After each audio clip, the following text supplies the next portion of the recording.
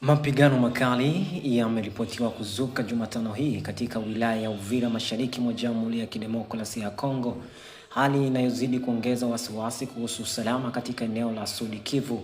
Mapigano hayo yameripotiwa kuathiri kwa kiasi kikubwa vijiji vya Kigoro, Kirugurwe na Kambunambo ambavyo vipo takriban kilomita 26 kaskazini mwa mji wa Uvira.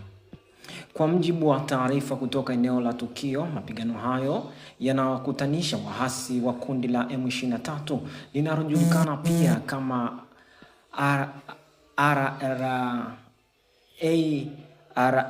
RSAFC Alliance Fleuve Congo dhidi ya makundi ya wazalendo wanamgambo wa kienyeji kwa kushirikiana na jeshi la Jamhuri ya Kidemokrasia ya Kongo FARDC. Pande zote zinatajwa kutumia silaha nzito na nyepesi, hali inayosababisha taharuki kubwa kwa raia wanaoishi katika maeneo hayo.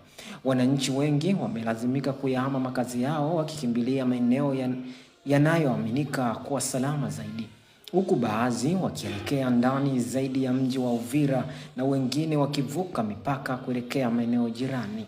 Hali ya kibinadamu inaelezwa kuwa ngumu, huku kukiwa na uhaba wa mahitaji muhimu kama chakula, maji safi na huduma za afya. Hadi kufikia sasa, idadi halisi ya waliopoteza maisha pamoja na majeruhi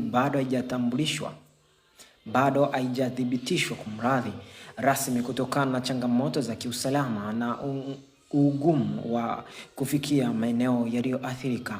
Aidha, taarifa za uharibifu wa mali zinaripotiwa kuongezeka, huku nyumba na miundombinu mingine ikiharibiwa wakati wa mapigano hayo. Vyanzo vya ndani vinaeleza kuwa hali bado ni tete na mapigano yanaendelea kubadilika kutoka eneo moja hadi jingine karibu na mji wa Uvira, jambo linalozidisha hofu kwa wakazi na wadau wa kibinadamu. Mamlaka za ndani pamoja na mashirika ya kimataifa yanaendelea kufuatilia kwa karibu hali hiyo, huku juhudi za kutafuta suluhu ya kudumu zikiendelea kujadiliwa.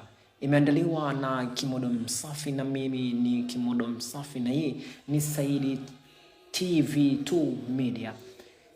Makao makuu ni Australia, ila nimeripoti kutoka Dar es Salaam. Uwe na wakati mwema. Bye bye.